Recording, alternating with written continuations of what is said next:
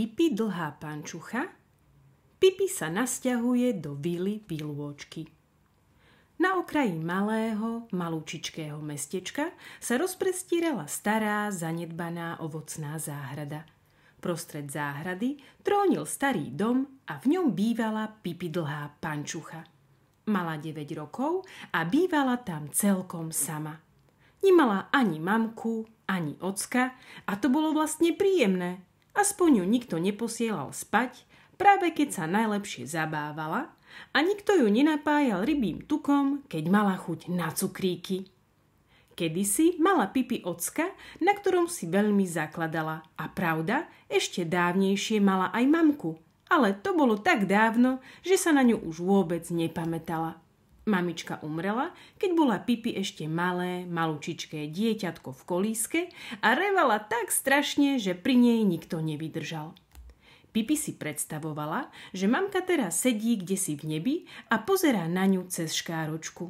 Pipi jej často kývala a vravievala pritom: Neboj sa moja, ja sa už vynájdem. Na ocka Pipi nezabudla. Ako lodný kapitán sa plavil po šírých moriach a Pipi s ním na jeho lodi, až raz búrka zmietla ocka do mora a Pipi ho už viac nevidela. Bola však presvedčená, že sa raz vráti. Kdeže by sa on mohol utopiť? Nazdávala sa, že priplával na dáky ostrov medzi samých Černochov, kde sa stal kráľom nad všetkými Černochmi a celé dni tam chodí so zlatou korunou na hlave. Moja mamička je anielom a ocko černošským kráľom. No ktoré dieťa sa môže popíšiť takými vznešenými rodičmi? Spokojne vravievala Pipi.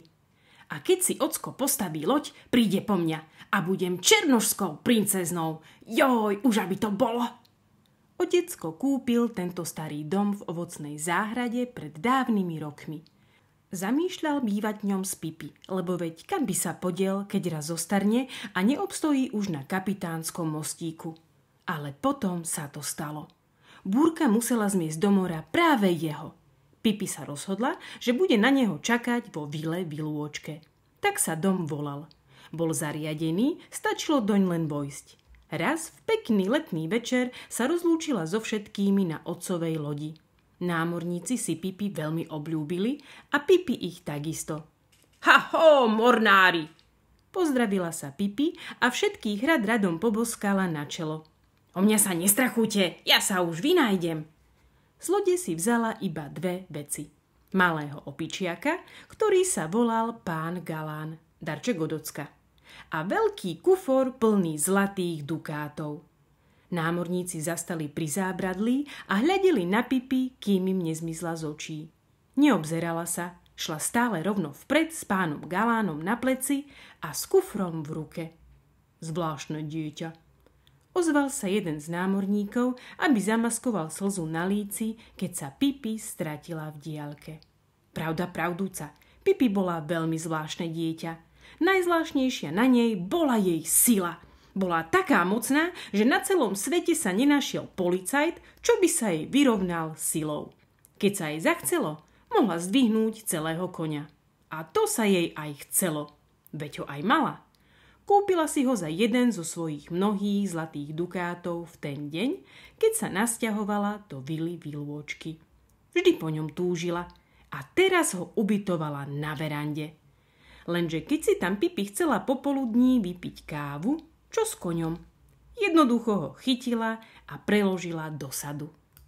Vedľa vily Vilôčky bola ďalšia záhrada a v nej dom. Bývali tam otecko a mamička s 2 dobrými deťmi, chlapcom a dievčatkom. Chlapec sa volal Tomi a dievčatko Anika.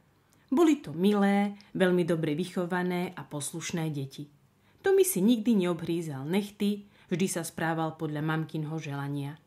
Anika neplakala, keď sa jej nestalo po vôli, vždy mala na sebe pekné, vyhladené bavlnené šaty a dávala si veľký pozor, aby si ich nezašpinila. Tomi a Anika sa spolu pekne hrávali v záhrade, ale pri hrách často túžili po kamarátovi. V tých časoch, keď ešte Pipi s ockom križovali šíre moria, neraz sa zavesili na plot a vraveli: Je to na zlosť, že nikto nebýva v tom dome. Mal by sa tá voľakto nasťahovať, najradšej taký, čo má deti. V ten pekný letný večer, keď Pipi po prvý raz prekročila prah Vily Vilôčky, Tommy a Anika neboli doma.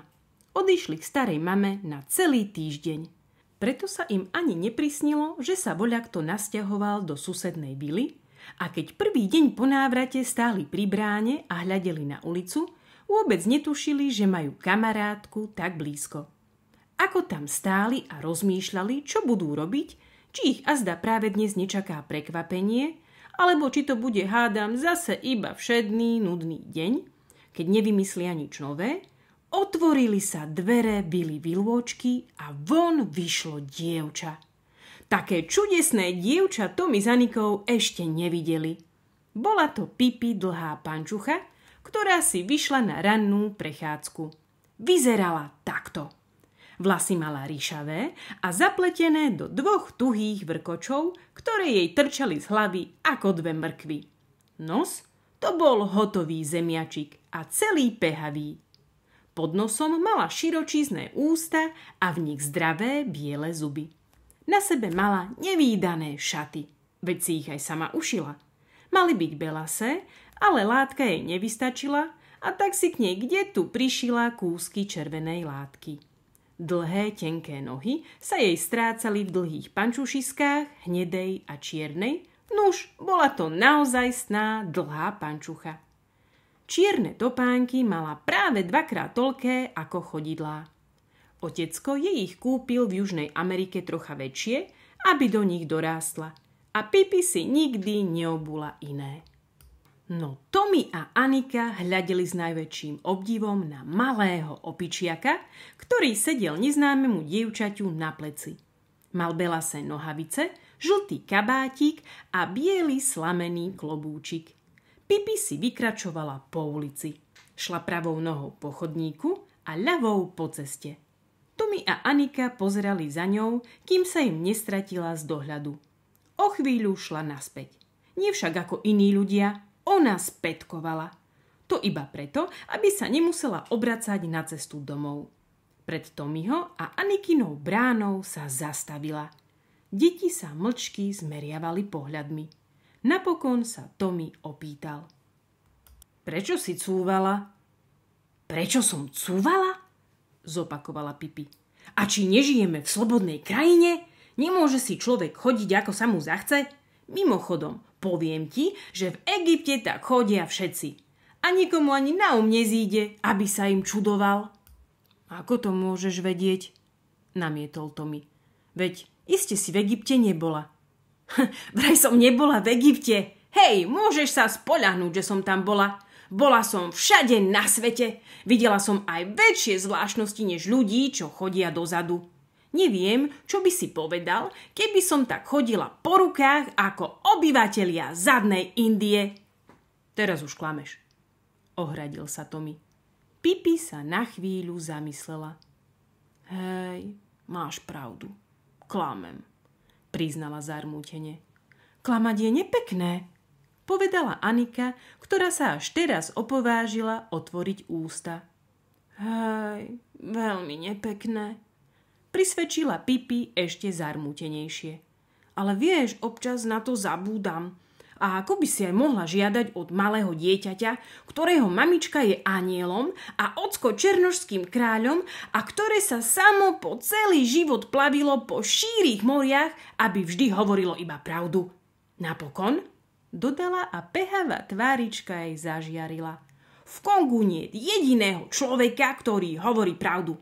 Klamú od rána do večera. Začínajú ráno o 7:00 a pokračujú až do západu slnka. Preto, ak ešte dakedy začnem klamať, uvedomte si, že sa mi to stáva iba preto, lebo som pridlho bola v Kongu. A skúste mi to odpustiť, veď za to ešte môžeme byť kamarátmi, nie? Isté, že? Súhlasil Tommy a odrazu si bol istý, že dnes sa nebudú nudiť. A nemohli by ste ísť dnes na olovrant ku mne? Spýtala sa Pipi. To by sme mohli, súhlasil Tommy. Prečo nie? Poď, ideme s tebou. Áno, povedala Anika. Poďme.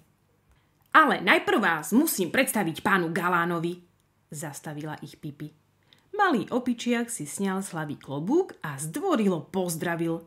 Potom prešli chatrnou bránkou do záhrady pred vilou Vilôčkou a ďalej kráčali po štrkovitom chodníku, vrúbenom starými, machom obrastenými stromami, čo boli priam stvorené na lašovanie, až prišli k vile a na verandu.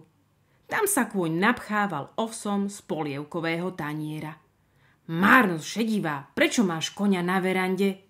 Začudoval sa Tommy. Každý kôň, ktorého doteraz videl, býval v stajni. Ozvala sa Pipi zamyslene. V kuchyni by len prekážal a v obývačke by sa mu nepáčilo. Tommy a Anika podľapkali koňa a vošli do domu. Bola tam kuchyňa, obývačka a spálňa. No stalo sa, že tento týždeň Pipi zabudla na piatkové upratovanie. Tommy s Anikou sa opatrne obzerali, či boľakde v kúte nesedí černošský kráľ. V živote ešte černošského kráľa nevideli. Ale neukázal sa ani otec, ani mama a Anika sa bojazlivo opýtala. Bývaš tu celkom sama? Kdeže by? Odpovedala Pipi. Veď tu býva aj pán Gala na kôň. Ale myslela som, či tu nemáš ocka alebo mamku. Nie, vôbec nie, veselo odvetila Pipi. No a kto ťa večer pošle spať a podobné veci? Čudovala sa Anika. To sa musím poslať sama, vysvetľovala Pipi. Viete, najprv si to poviem celkom vľúdne. A ak odvrávam, tak si to prikážem. A napokon, keď nič iné nepomáha, pohrozím si bitkou. Tommy s Anikou tomu veľmi nerozumeli, ale celkom sa im to páčilo. Medzi tým vošli do kuchyne a Pipi volala. Už to poletí na omelety, už sa to pomiesi na omelesí, už sa to popraží na omaláži. Potom vzala 3 vajíčka a vyhodila ich do výšky. Jedno jej spadlo na hlavu a rozbilo sa, až jej žlútok stiekol do očí. Ale ďalšie 2 vajíčka obratne chytila do panvice, v ktorej sa rozbili. Hovorí sa, že vajcia sú dobré na vlasy, povedala Pipi a utrela si oči. Uvidíte, že mi porastú ako huby po daždi. Mimochodom, v Brazílii chodia všetci so žltkami vo vlasoch, preto tam nikto nie je plešivý. Len istý dedo spochabel a namiesto toho, aby si vajciami natieral vlasy, začal ich jesť. Preto aj oplešivel. A keď sa ukázal na ulici, bola z toho taká senzácia, že musela robiť poriadok rádiopolícia. Kým Pipi rozprávala, obratne vybrala z panvice škrupiny.